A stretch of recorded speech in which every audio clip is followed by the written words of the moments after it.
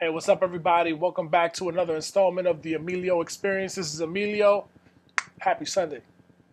All right. Well, when you do something you love, there's no such thing as work. This quote somebody hit me with, man. I think y'all gonna like this one. Someone just told me,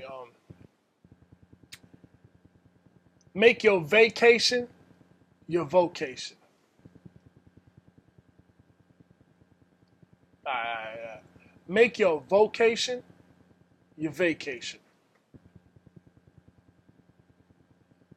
I'm gonna let you simmer on that, man. You go ahead and simmer on that. I ain't gonna think for you. That did something for me, so I hope it does something for you too. Okay, so all right, so this next video is about do you really accept who you are? Okay, so first and foremost, I just want to say there's an importance to accepting who we are, right?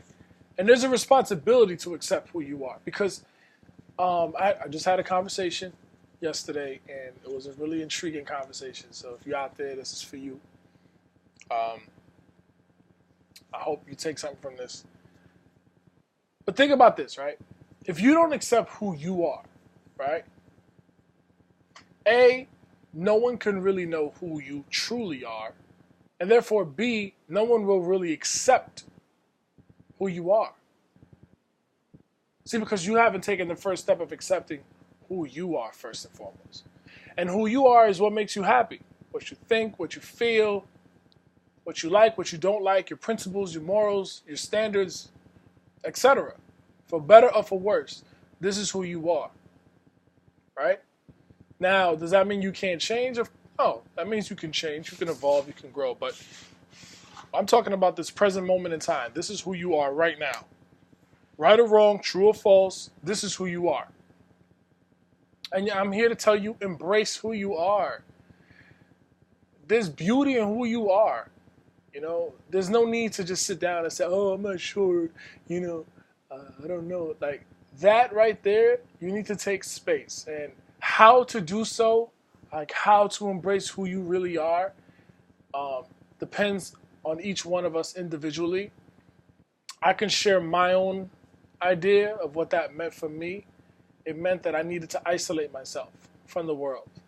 Okay, it took me about 3 weeks, with years of trying to understand, but 3 weeks after a situation occurred for me. But it was like, wait a minute, like, see, when you are who you are, everything that you believe and or do is just an extension of you. It's not, I am this, and then I will do this. It's like, no, it's your lifestyle. It's incorporated. It's ingrained in you. It's what you are. That's it. And people are either going to accept you for that or they're not. But at least you know who's on your side.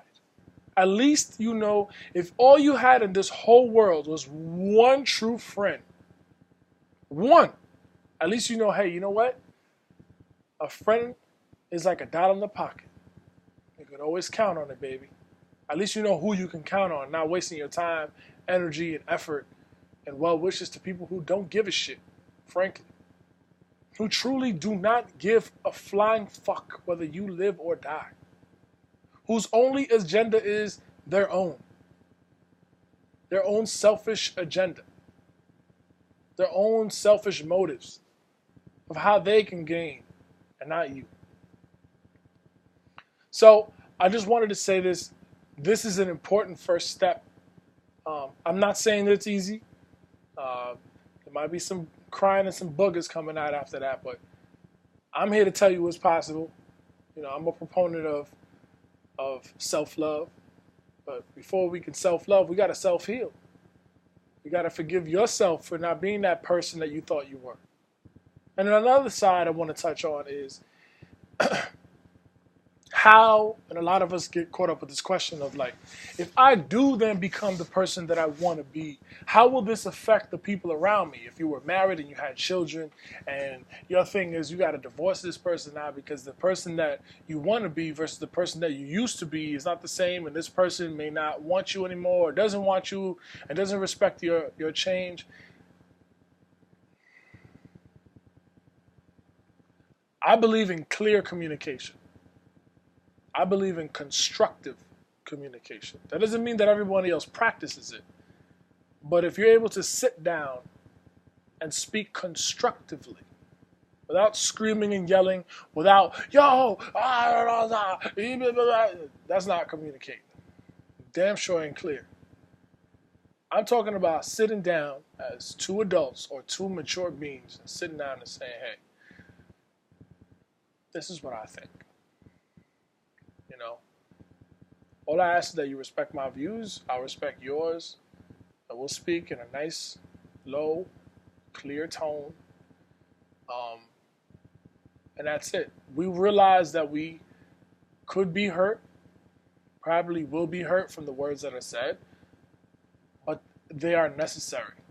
And as long as a person's not talking down to you or talking at you and making you feel like you're less than, but just being matter of fact, okay, and trying to guide or guard their tone with harshness instead of just being pure, brutally honest.